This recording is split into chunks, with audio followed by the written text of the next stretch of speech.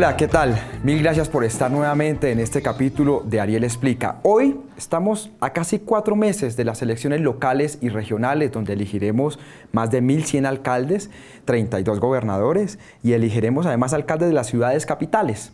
Y les quiero hablar de cómo funciona el Estado. En lo fundamental, el Estado colombiano está diseñado para que funcione de forma mafiosa. Los órganos de control son de la coalición de gobierno. No hay un sistema bancarizado, entonces los candidatos a alcaldías y gobernaciones terminan empeñando su administración a privados, legales o ilegales, no tienen capacidad de maniobra.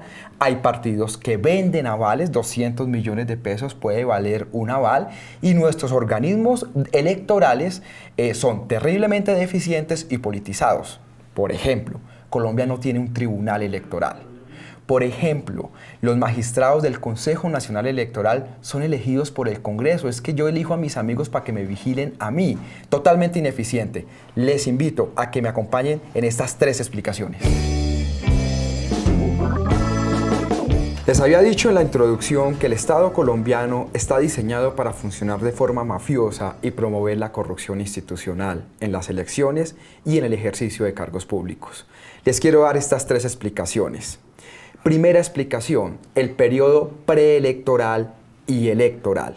Un candidato de cualquier alcaldía puede ser de una ciudad intermedia de 100.000 habitantes, puede ser un pequeño municipio o puede ser una gran ciudad. Primero tiene que ir a negociar el aval con un miembro de un partido político. Si es un candidato muy conocido, les piden apoyo participativo y burocrático, o en otro caso les cobran por el aval. En ese caso, puede valer hasta 200, 300 millones de pesos la compra de un aval. Incluso hay candidatos que les encantan las coaliciones y que tienen 3 o 4 o 5 avales y están negociando cargos burocráticos y la compra del aval.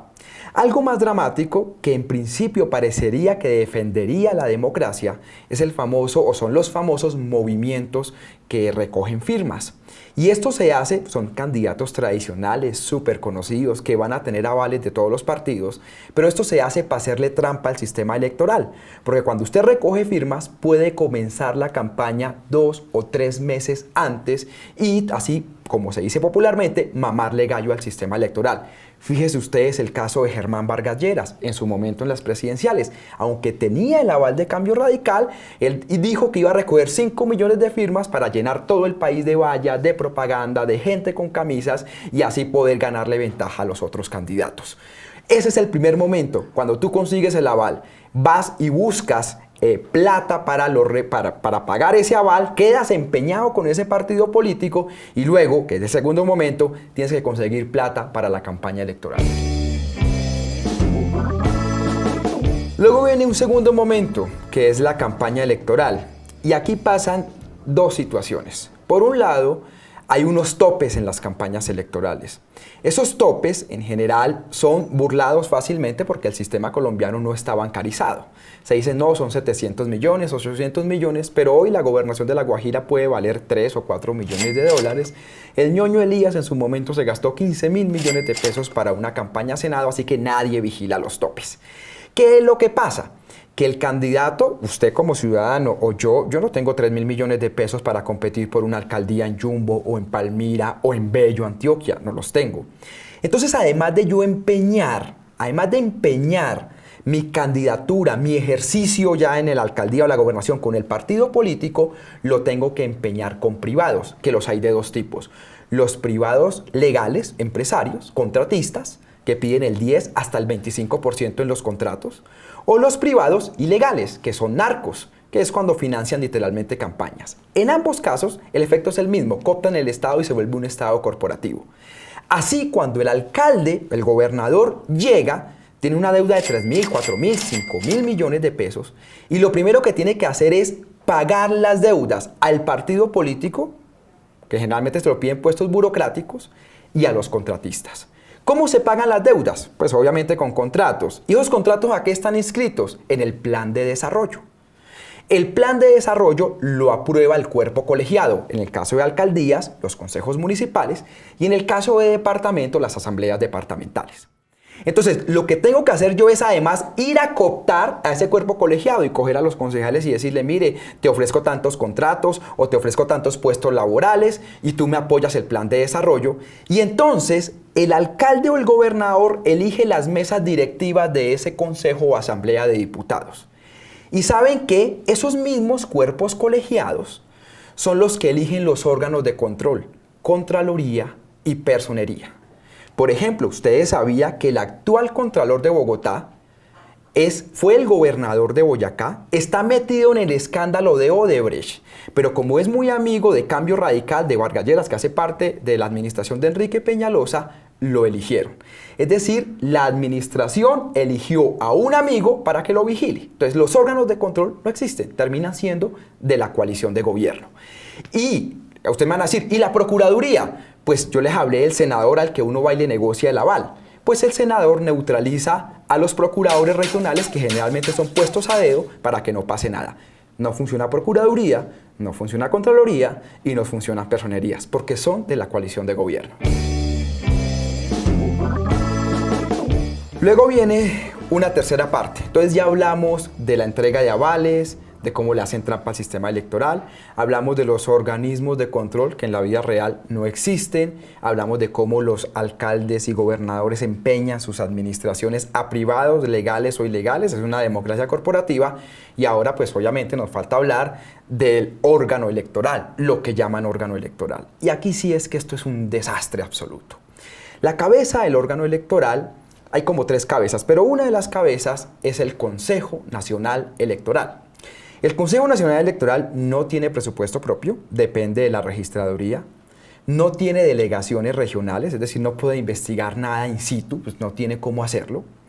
Entonces los magistrados se enteran después de que ocurren los hechos, les llegan las denuncias, pero además es un cuerpo politizado, porque lo eligen los propios partidos políticos. Yo elijo a mis amigos para que me investiguen y ¿qué significa que no me investiguen? Entonces, en el Consejo Nacional Electoral no pasa nada y pasa lo que ustedes vieron con las campañas que pasó en sus momentos presidenciales con el tema Odebrecht, no sancionan a nadie, etc. No pasa nada. Luego está la registraduría, que la registraduría es una cosa absurda porque la registraduría en Colombia organiza elecciones, lidera el conteo, entrega los resultados y es la encargada de contratar todos los supernumerarios o todos los contratistas para organizar las elecciones. O sea, una sola entidad hace todo eso. Eso obviamente en cualquier país democrático que genera muchísimas dudas. Ese fue el debate, por ejemplo, que dimos en la Fundación Paz y Reconciliación con los famosos formularios E14. ¿Se acuerdan lo que les contaba del salto del canguro, de cómo modificaban los votos, que aparecían y desaparecían milagrosamente votos? Y, por ejemplo, el registrador y el Consejo Nacional Electoral demoraron la auditoría a los software electorales que lo iba a hacer una empresa llamada IFEX y no lo hicieron. O sea, hoy no sabemos si hay auditoría o no hay auditoría a 4 meses de elecciones. Pero le falta un pedazo y es la famosa sección quinta del Consejo de Estado, que también es muy politizada, que fue por ejemplo los que sancionaron a Ángela María Robledo o Antanas Mocus, cuando a todas luces es un órgano también politizado. O sea, nosotros no tenemos tribunal electoral. Entonces, no tenemos un sistema bancarizado y tenemos mucho flujo económico, tenemos partidos que los partidos no escogen los candidatos, sino los candidatos escogen los partidos negociando avales. Tenemos un gran entramado de órganos de control que no funcionan y tenemos un sistema electoral podrido. Conclusión, nuestro sistema político es podrido, por eso estamos en las que estamos.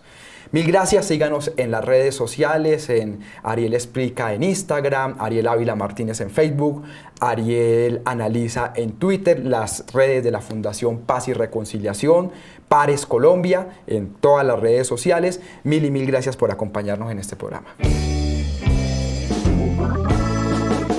Y les tengo una ñapa en todo esto. En estrategia militar hay una cosa que llaman las trampas cazabobos.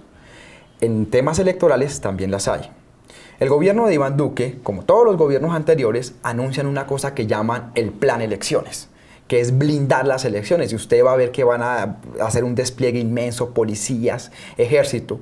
Eso se hacía cuando las FARC quemaban urnas, no dejaban hacer elecciones, el ELN, es decir, hace 20 años, 98, 99, era lo que se hacía. pero no se hace nada para blindar al país en temas de delitos electorales. El famoso plan democracia es eso, es en temas de seguridad en un país en posconflicto, donde eso ya no es tan importante, y con eso fingen que también combate los delitos electorales, lo cual es totalmente falso. Así que no caigas en las trampas cazabobos de los gobiernos de turno.